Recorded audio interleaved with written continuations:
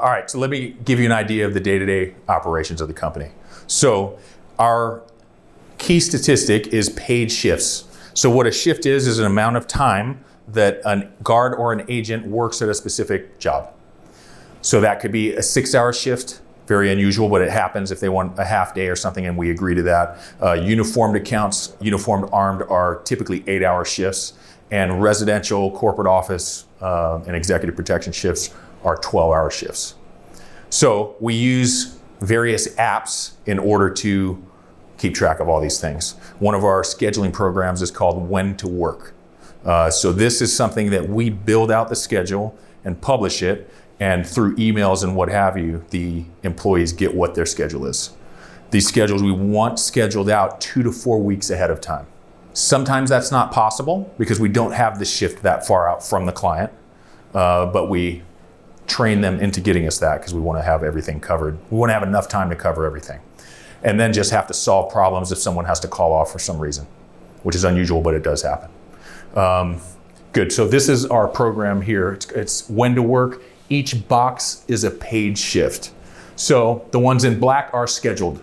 The ones in yellow are not yet scheduled. These specifically are there as placeholders on this schedule because we don't need somebody in that slot right here, but that's unusual that we'll have that. The yellow is your indicator that you need to fill that. So here in the notes, it says principal out of town, so we know that we don't have to fill that. This schedule goes down probably twice as long. Every executive protection account, residential security account, and corporate office is on this schedule. Employees can see where they work and not where other guys work. If it pertains to their detail, they'll have that information. If not, you can make the settings so they don't necessarily see what's happening somewhere else so they don't get confused. But this is our bread and butter. The bigger we can make this, the better off we're doing. In that, there's a balance of growth and quality control. So we've done very well with that. We don't want any breaks on growth at all. If we can blow this up 10 times tomorrow, that would be ideal. We just build the structure quickly. So what we're doing now is putting the systems in place and becoming more efficient at them, so that's not hard. So if you build it, they will come. It's kind of how we've built the whole company. So this schedule started with 1 or 2 boxes. So from here up is probably how it started. And now it's twice as long as what's on the screen now, if not a little bit more. So we're doing pretty well, and the growth rate is good, double a year roughly. If we can do that again this year, that'll be a good run. Typically, each detail has a detail leader. If it's more than just one guy at a time, it has a detail leader. So he's got to run the team, make sure it's scheduled, make sure the right guys are in the right positions, and then solve problems if a guy had to call off for some reason. So for example, guy was scheduled 2 weeks out and he has a doctor's appointment. So we ask for minimum 24 hours notice. That's even rough for us. We want more notice than that if a guy can't work a shift. But that's why we publish the shifts 2 to 4 weeks out. So if I get a shift in 3 weeks and I know I can't work it, now we have plenty of time to solve that problem.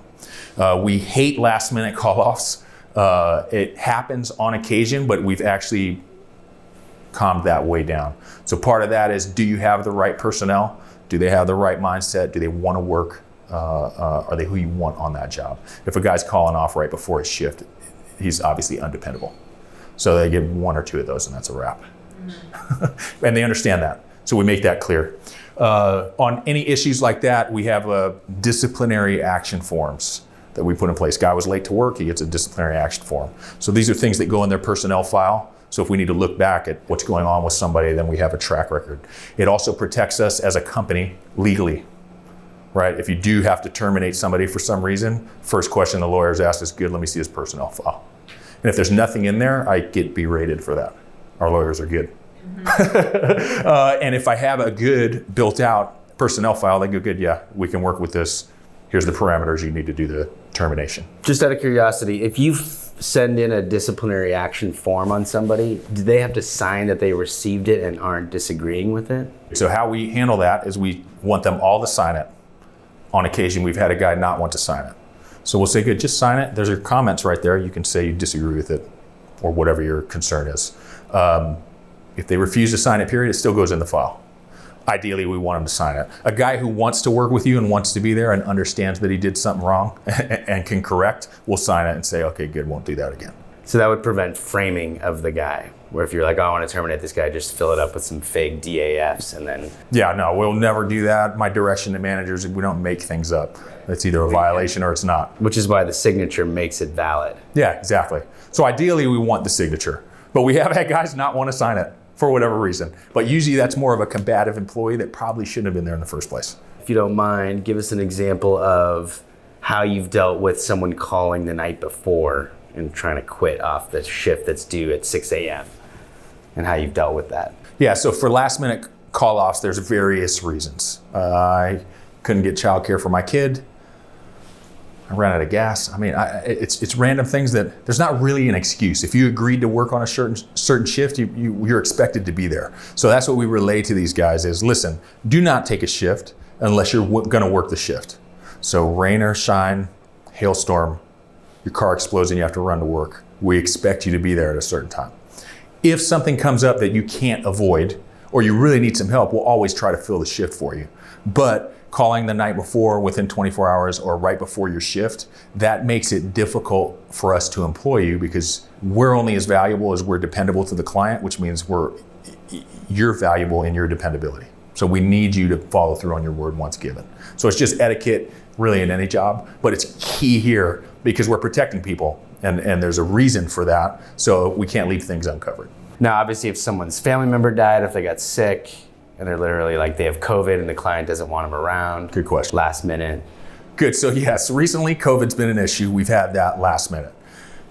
We scramble and get it covered. We have enough personnel and resources on the roster that we can do that. It's just challenging because oftentimes guys will live counties away. So guys coming from Orange County to work a detail in LA. During traffic, that can take them 2 hours. So if a guy just calls off 30 minutes before his shift, then we got an hour and a half gap. So we'll hold somebody over and just pay him the double time, not bill the client, to keep things covered. So those are various things. If someone has a family member die or something like that, obviously we're sympathetic to that. If that happens last minute and the guy's got to step out, then obviously do whatever you have to do to take care of your family. We'll get the shift covered. The frivolous reasons we don't treat as such. So there are certain expectations. The standards for us as a company are very high, meaning by the clients. Their standard is we want outstanding service at a certain level. We have to match that or we don't stay there. So we need our guys to match that standard as well. So how we handle complaints from any point of contact or a client is immediate attention. So for example, the guard didn't lock the door last night, what have you.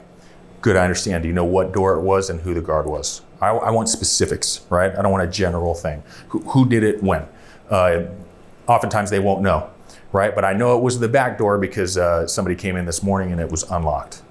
Okay, I understand. I'll check the schedule and I'll solve that right away. I'll go find out what happened first. Key point is find out what happened because you got to make sure the data is accurate, right? Before you start cutting people's heads off.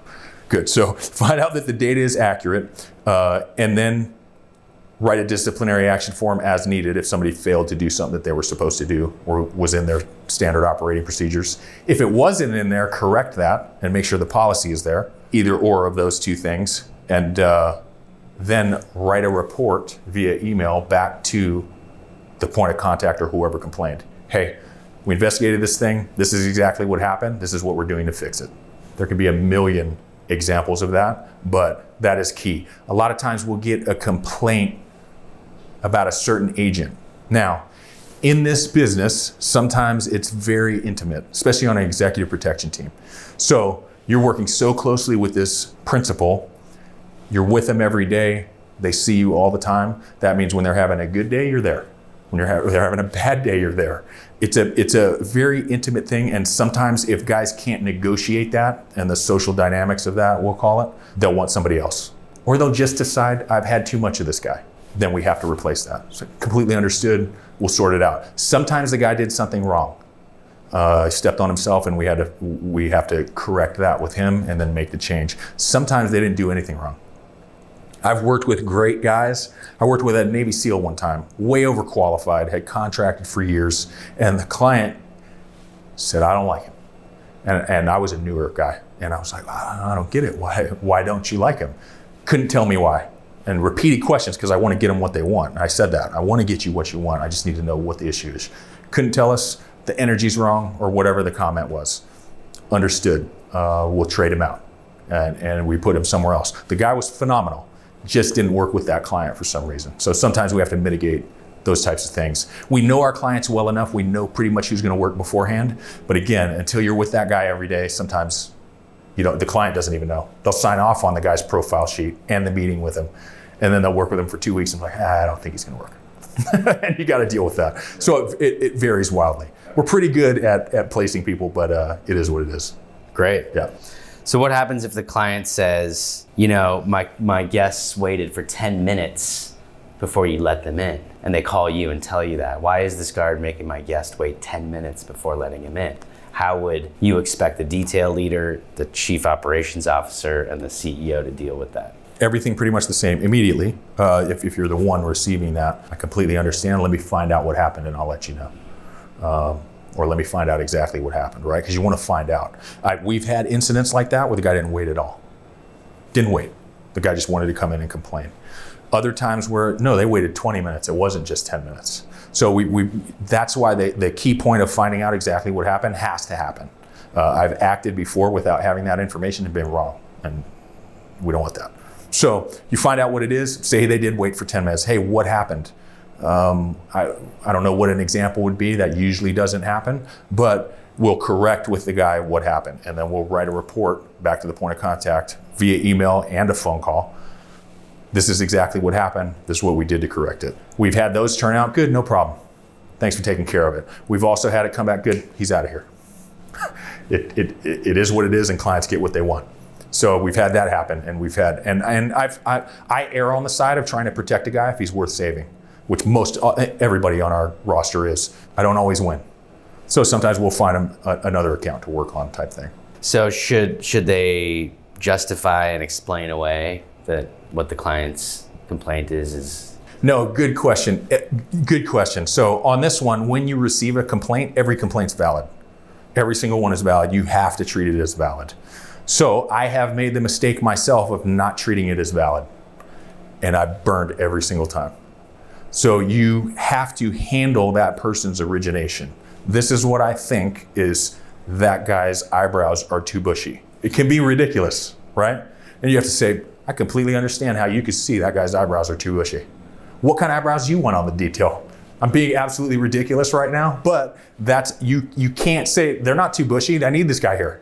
You can't do that. You lose every time. So you have to handle any origination you get as if it's valid. Does that make sense? It's such a great. All right, ridiculous story, but yeah. Okay, good. So more on the day-to-day operations.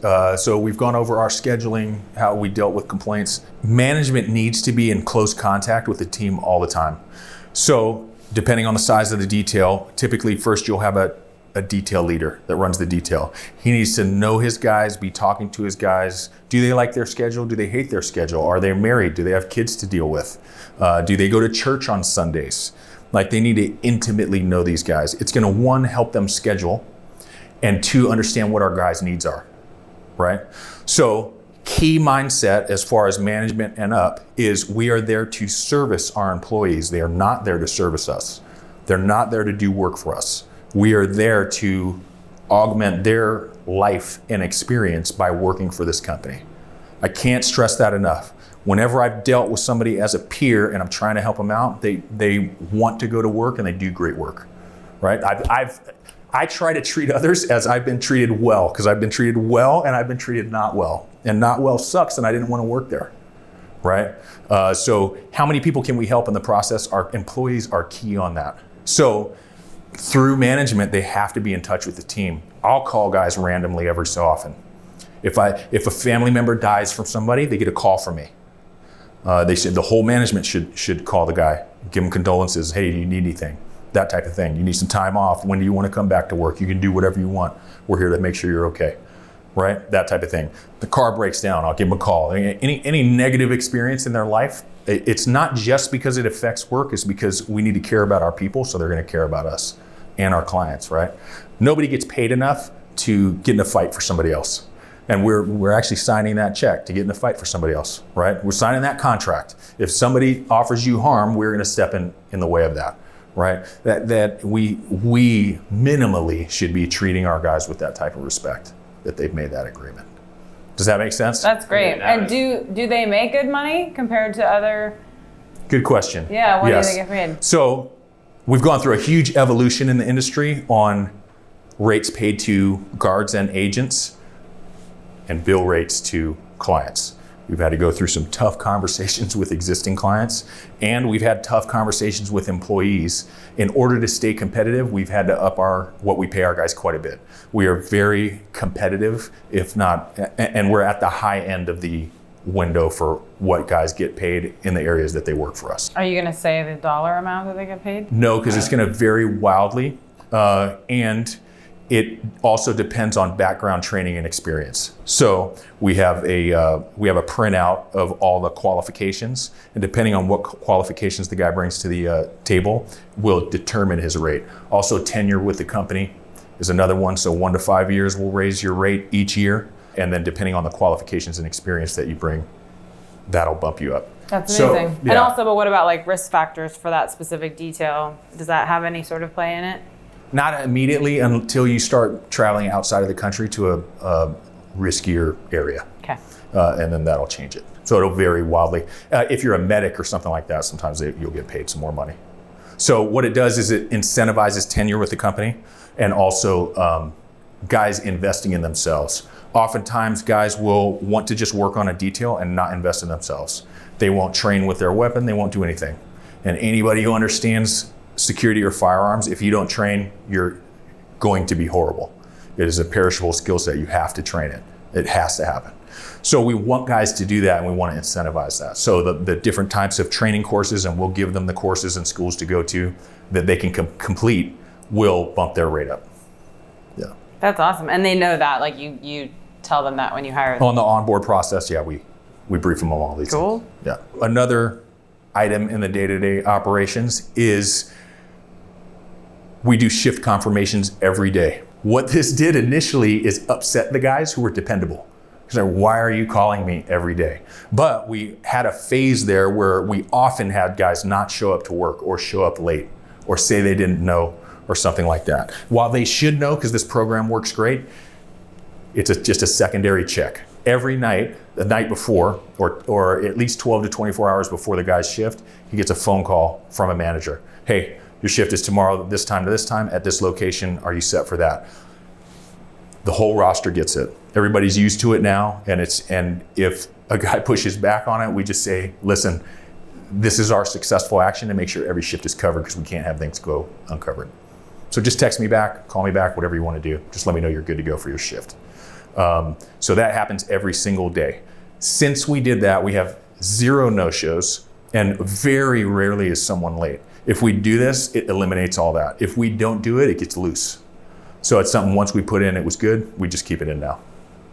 So that's a key thing, because last minute scheduling things is difficult. So now I'm going to tell you what we do if we have open shifts or empty boxes on the schedule. So here we have a lot of empty boxes. These I explained are supposed to be empty. I believe this one is as well. But for example, say I have a few that are open on this schedule. I will randomly, personally check the schedule so I know who's working when. If I see something that's not there, I'll go straight to the chief operations officer and say, hey, you got open shifts, I need it handled. It's supposed to be 2 to 4 weeks out.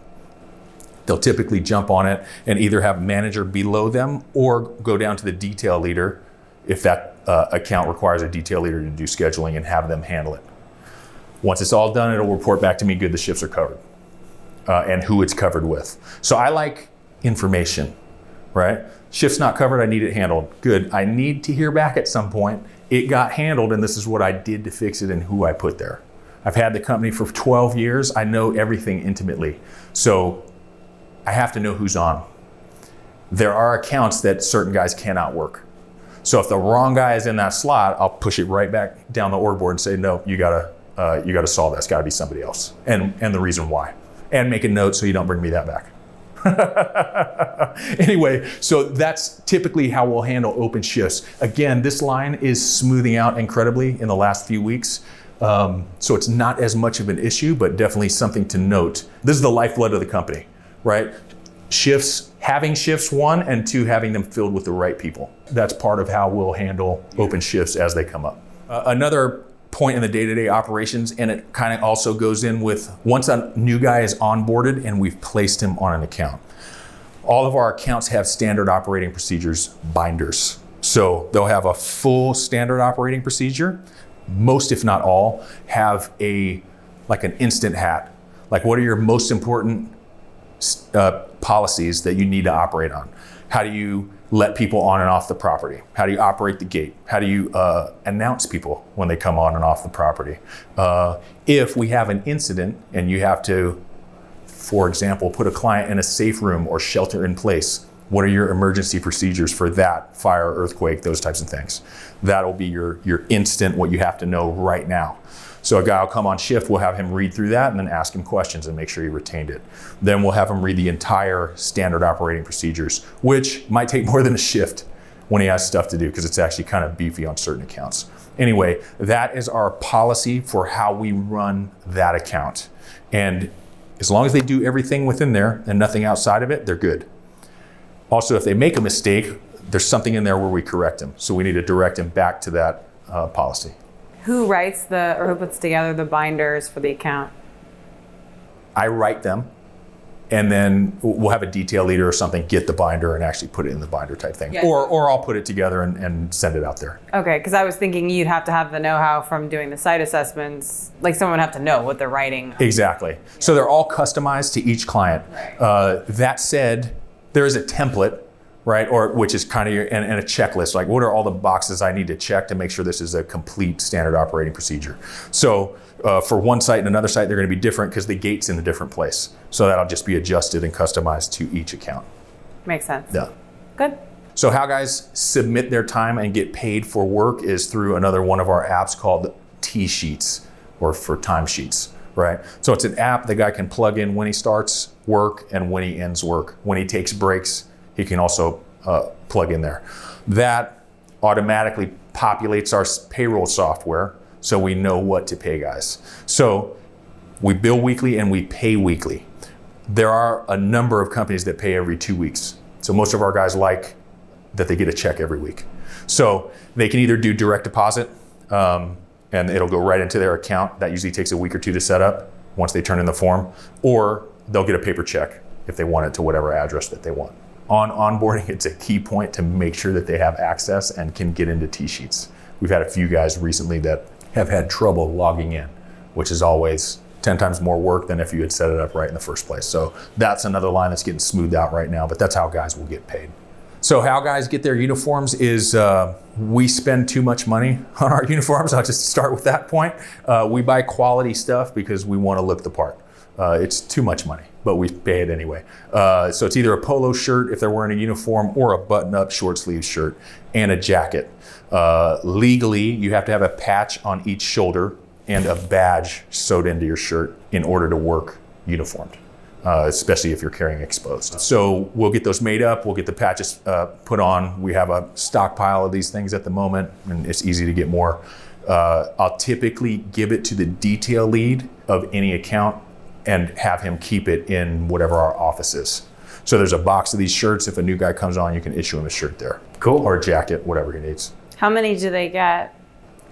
They get a couple, like 2, and then sometimes guys are habitual losers of their shirts, and then we say, good, we're gonna start billing you if you lose another shirt. Yeah. Yeah. The day in the life of an agent, of an LSI employee, right? Good. I'll just pick a few guys off here. We have a guy, John, who is a detail lead. He has one of the most busiest jobs on the schedule. He runs a very large detail with multiple sites.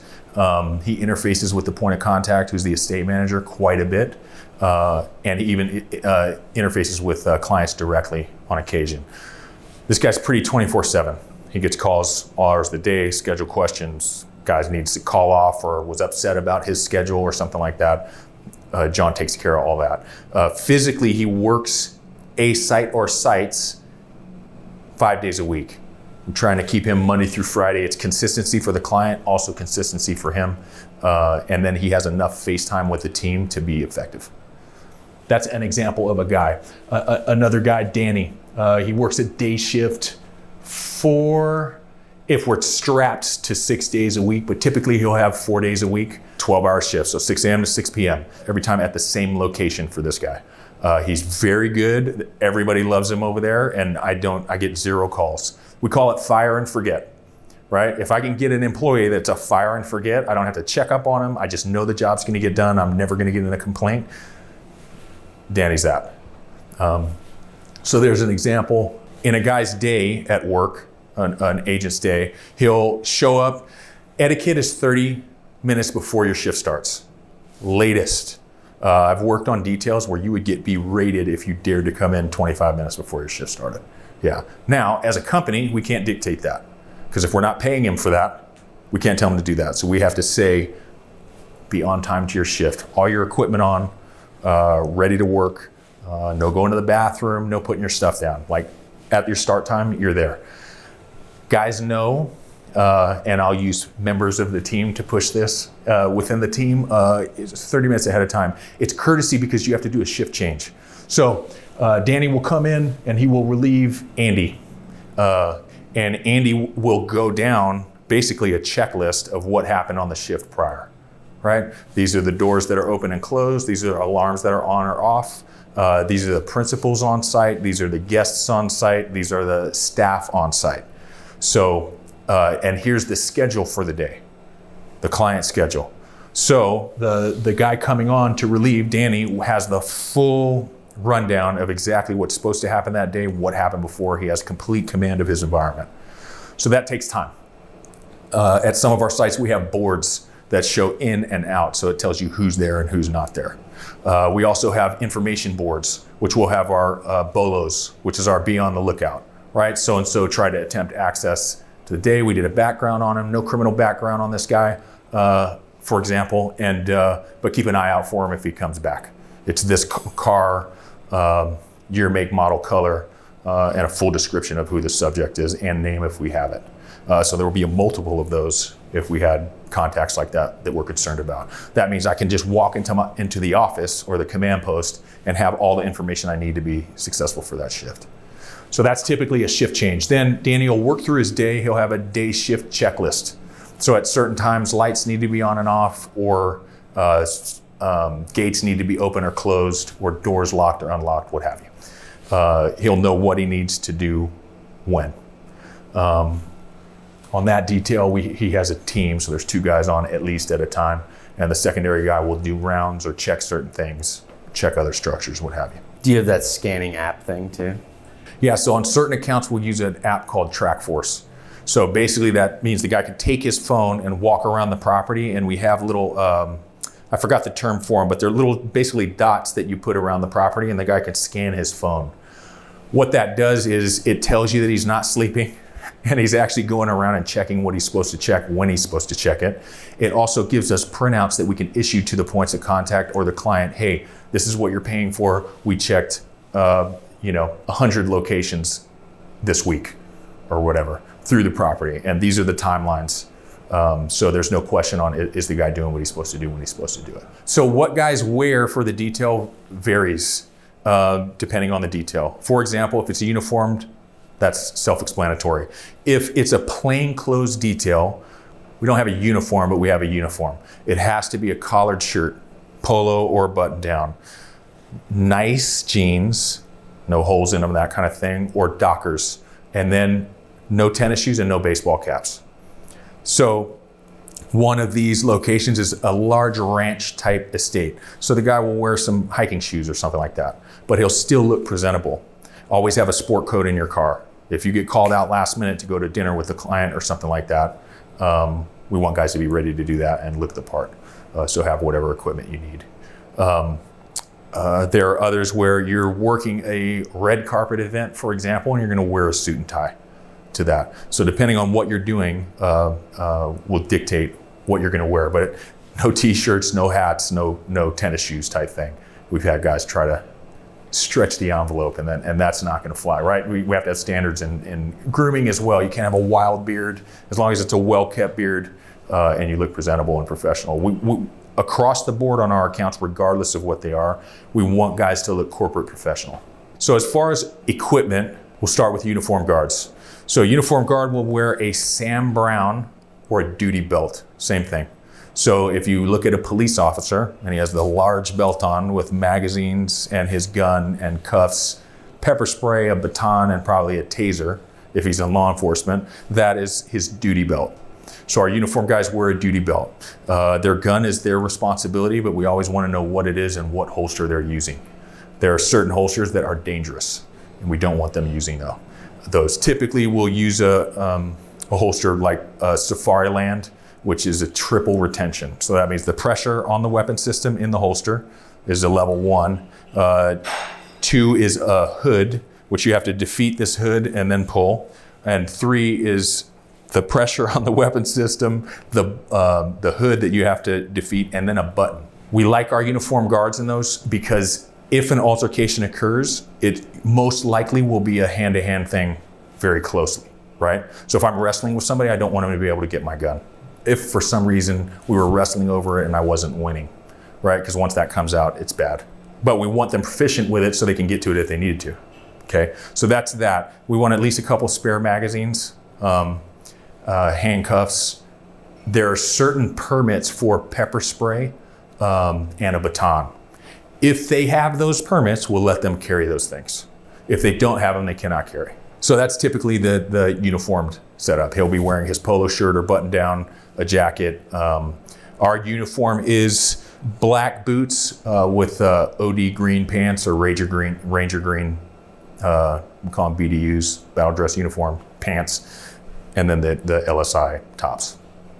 Go ahead. Any sort of earpiece, radio type thing, or do you just use phones now?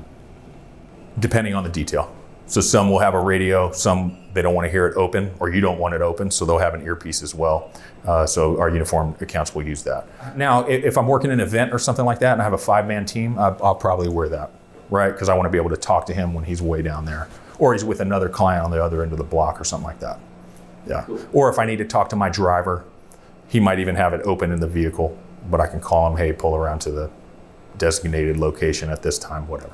More on equipment is guys need to provide for their own weapon system, ammunition, flashlight. These guys at this level that are in plain clothes need to bring their own equipment. As far as radios, we'll provide the radios. Some accounts have them, or other ones will rent them for if it's a short duration detail. We've never quite had to buy them yet, but obviously we would do that if we needed. As far as our plain clothes, like residential security teams and corporate offices, it's plain clothes. So corporate office would usually be something like this: suit, no tie. At the one we are, the culture of the company at one of them is that's too stuffy, right? People come to work in flip-flops sometimes. So we don't do that, but it's nice jeans, polo shirt, button up. They have to look professional. They should have a sport coat, but they don't necessarily have to wear it. We started with that and they said, you guys got to tone it down. But I'd rather have to tone it down than tone it up, right? So there's that. On the ranch type estate, we went through that. As far as these guys' equipment, they're carrying concealed. There's different ways to do that, but a lot of times it's an inside the waistband holster, which means the gun is inside your waistband. It is what it says. Spare magazine in a pocket or mag carrier on your belt, but you're wearing a sport coat or a shirt that will cover that. You shouldn't, it's called printing. If I'm standing here and I have a huge gun sticking out like that, you know what it is, I'm not doing my job as far as concealment. So you want to have no clue. I worked for a client for 2 years at one point, and one of the managers came to me and said, hey, are you armed? And I usually never answer that question. And I say, I am when I need to be. Why do you ask? Because they were paying for armed guards. And he said, because I never see it. He said, this other guy, I always see it. I said, well, you're not supposed to see it. Because 1, I don't want to freak anybody out, and 2, I need that time if I get into something. I'd rather have somebody guessing about me. Maybe I'm the manager and I'm not a threat, right? So you don't want to print. Anyway, there's those things. Guys will carry cuffs if they're working a res, or they're having to deal with people that they might have to do an arrest or something like that, or detain somebody.